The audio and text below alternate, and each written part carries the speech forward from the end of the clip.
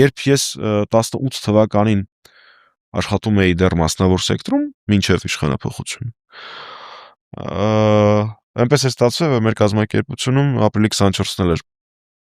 ապրիլի 24-ին էլ էի աշխատանքի, կարող եք ենթադրել, թե ինչ տրամադրությամբ, նախագահի հրաժարականից հետո,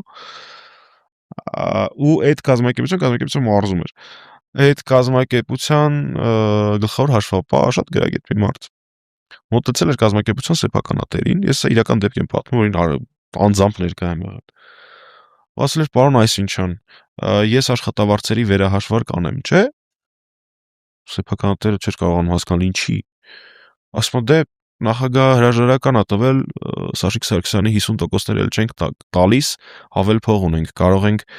աշխատավարձերը բարձրացնել։ Խոսքը գնում է կազմակերպության գլխավոր հաշվապահի մասին, ով այդ ամբողջ ֆինանսական շարժը տեսնում է։ Այդ մակարդակի էին արմատացած միֆերը, այդ մակարդակի իմ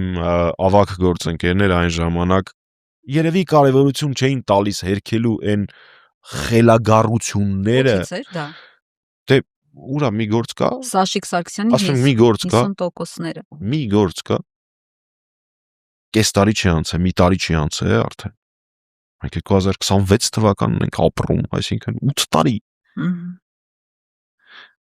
Ինձ եթե այդպես նայես, ամենաշատ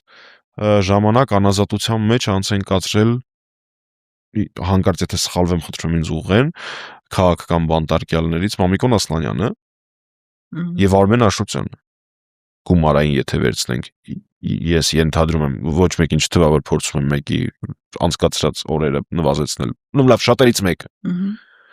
Այսինքն մեր երկրի ամենամեծ կոռուպցիոներները Մամիկոն Ասլանյանն ու Արմեն Աշոտյանն են։